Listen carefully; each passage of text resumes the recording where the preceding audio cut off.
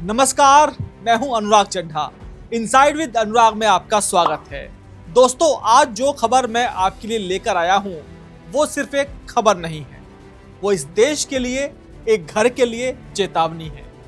एक एक नौकरी पेशा आदमी के लिए, एक एक बेरोजगार युवक के लिए, एक एक व्यापारी के लिए, एक एक छोटे दुकानदार के लिए, एक एक किसान के लिए, एक एक गृहिणी के लिए, क्योंकि खतरे की घंटी बज चुकी है। पैनिक बटन दबाया जा चुका है।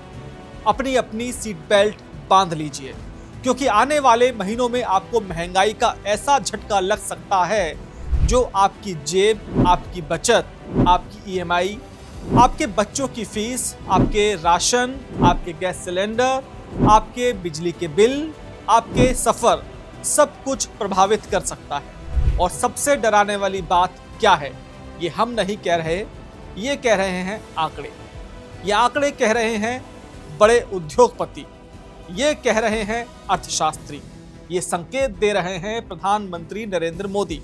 और अब जो नए आंकड़े सामने आए हैं, उन्होंने पूरे सिस्टम के अंदर अलार्म बजा दिया है, क्योंकि भारत में थोक महंगाई यानी WPI इन्फ्लेशन 42 महीने का रिकॉर्ड तोड़ चुकी है। मार्च में ये थी 3.88% और अप्रैल में अचानक उछलकर पहुंच गई 8.30%। सिर्फ एक महीने में इतना बड़ा उछाल, लेकिन कहानी यहीं खत्म नहीं होती। सबसे बड़ा विस्फोट हुआ है ईंधन और ऊर्जा सेक्टर में।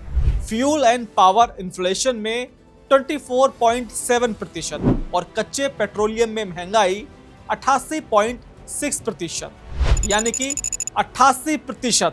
जरा सोचिए, अगर तेल इतना महंगा हो रहा है तो उसका असर सिर्फ पेट्रोल पंप तक सीमित नहीं रहेगा, उसका असर आपकी पूरी जिंदगी पर आएगा। दूध महंगा होगा, सब्जियां महंगी होंगी, दाल महंगी होंगी, बस किराया बढ़ेगा, फ्लाइट टिकट महंगे होंगे, ऑनलाइन डिलीवरी महंगी होंगी, मोबाइल और इलेक्ट्रॉनिक्स महंगे होंगे, घर बनाना और ज़्यादा महंगा हो जाएगा। और सबसे ज़्यादा दबाव आएगा मिडिल क्लास पर, क्योंकि मिडिल क्लास वो वर्ग है जो हर महीने सैलरी का इंतजार करता है और फिर उसी सैलरी से EMI, school fees, rent, insurance, petrol, grocery सब कुछ मैनेज करता है। अब जरा समझिए महंगाई का असली खेल कैसे चलता है। अगर तेल महंगा होता है तो सबसे पहले ट्रांसपोर्ट महंगा होता है, ट्रक महंगे होते हैं, शिपिंग महंगी होती है, फैक्ट्रीज की लागत बढ़ती है, बिजली महंगी होती है, फर्टिलाइजर महंगा होता है, खेती महंगी होती है। और जब खेती महंगी होती है तो फूड इन्फ्लेशन शुरू हो जाती है, यानी महंगाई सिर्फ एक सेक्टर में नहीं रहती, वो पूरे सिस्टम में फैलती है। इसलिए इकोनॉमिस्ट कहते हैं oil inflation is system wide inflation.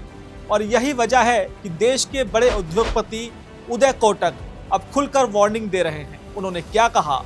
The shocking is coming and it's coming big, यानी झटका आने वाला है और बड़ा आने वाला है।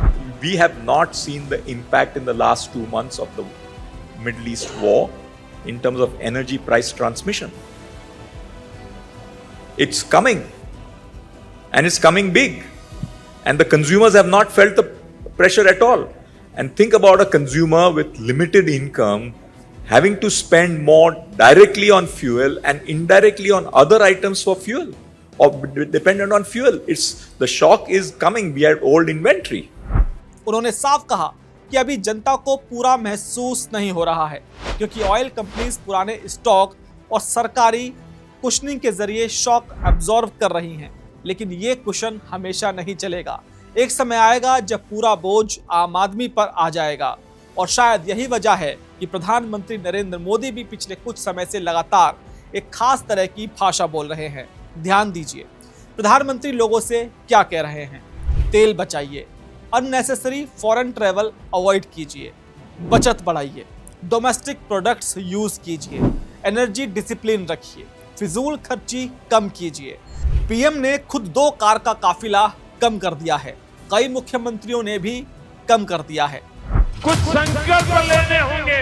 पेट्रोल डीजल का संयम से इस्तेमाल करना, तो कम से कम 1 साल के लिए हमें विदेशों में जाने की बातों को टालना चाहिए।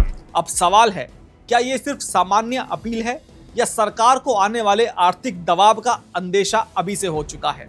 क्योंकि आमतौर पर नेता चुनाव के समय क्या कहते हैं, खर्च कीजिए, मार्केट चलाइए, इकोनॉमी बूस्ट कीजिए, लेकिन जब कोई सरकार जनता से कहने लगे बचत कीजिए तो समझ जाइए सिस्टम फेलियर, अनसर्टेनिटी को महसूस कर रहा है। अब कहानी का सबसे बड़ा विलन समझिए, क्रूड ऑयल।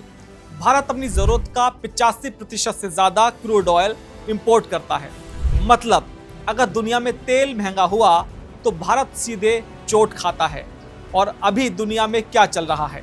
मिडल ईस्ट में तनाव, ईरान क्राइसिस, शिपिंग रूट्स पर खतरा, ग्लोबल अनसर्टेनिटी, डॉलर मजबूत हो रहा है और इसी वजह से ऑयल प्राइसेस ऊपर जा रहे हैं। अभी यहाँ एक और खतरा है, रुपीस का। अगर तेल महंगा होता है तो भारत को ज्यादा डॉलर्स खर्च करने पड़ते हैं और जब ज्यादा डॉलर्स बाहर जाते हैं तो रुपया कमजोर होता है और जब रुपया कमजोर होता है तो इंपोर्टेड सामान महंगा हो जाता है, यानी डबल अटैक। ऑयल शॉक अलग से, करेंसी प्रेशर अलग। और अगर ये दोनों लंबे समय तक चले तो भारत की इकोनॉमी पर बड़ा दबाव आ सकता है। अब सवाल ये है कि क्या ये 1970 जैसी ऑयल क्राइसिस बन सकती है?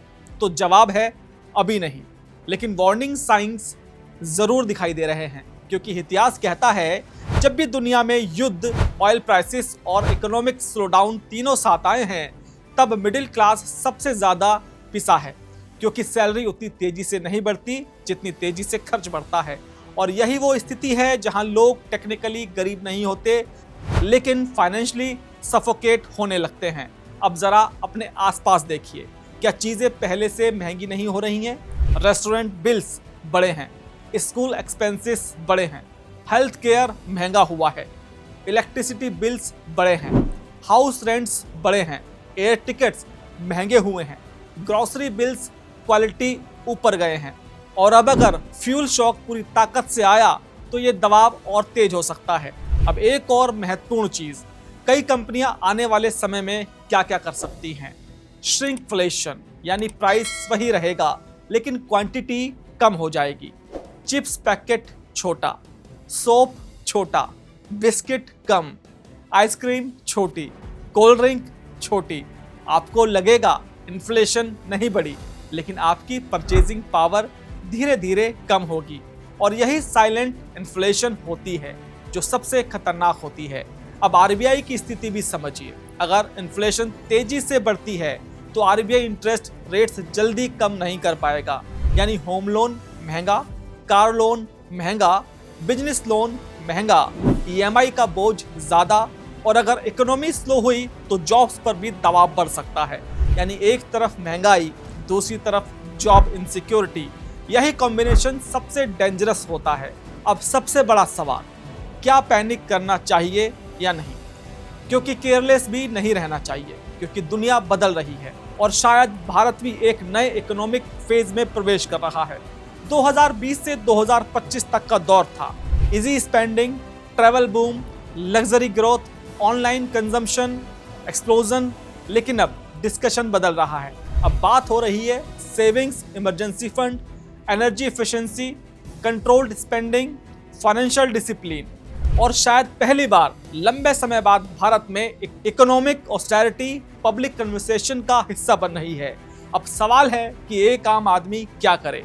सबसे पहले अपना इमरजेंसी फंड मजबूत करे, अनावश्यक खर्चे कम करे, हाई डेप्ट लाइफस्टाइल से बचे, फ्यूल डिपेंडेंसी कम करे, सेविंग्स बढ़ाए और सबसे जरूरी फाइनेंशियली अवेयर बने, क्योंकि आने वाला समय शायद उन लोगों के लिए मुश्किल हो जो सिर्फ सैलरी पर कंप्लीटली डिपेंडेंट हैं और जिनके पास बैकअप नहीं है। और अंत में ध्यान रखिए, अर्थव्यवस्था अचानक नहीं गिरती, वो पहले संकेत देती है, वार्निंग्स देती है, नंबर्स देती है, लीडर्स संकेत देते हैं, जो इंडस्ट्रियलिस्ट हैं चेताते हैं और शायद वो सारे संकेत अब धीरे धीरे दिखाई देने लगे हैं। थोक महंगाई का एक्सप्लोजन, फ्यूल इन्फ्लेशन का उछाल, क्रूड ऑयल का दबाव, ग्लोबल युद्ध, डॉलर की मजबूती और लगातार आती वार्निंग्स, ये सब सिर्फ रैंडम घटनाएं नहीं हैं, ये एक बड़े इकोनॉमिक प्रेशर बिल्डअप के संकेत हो सकते हैं। तो सीट बेल्ट बांध लीजिए, क्योंकि मौसम का मिजाज बदल रहा है और अगर हालात नहीं सुधरे तो महंगाई का सबसे बड़ा झटका शायद अभी बाकी है। दोस्तों, मेरा ये विश्लेषण आपको कैसा लगा कमेंट बॉक्स में जरूर लिखकर बताइएगा। साथ ही साथ मेरे चैनल को सब्सक्राइब करना बिल्कुल ना भूलिएगा। तो आपसे मुलाकात होगी किसी दूसरी खबर के साथ। नमस्कार।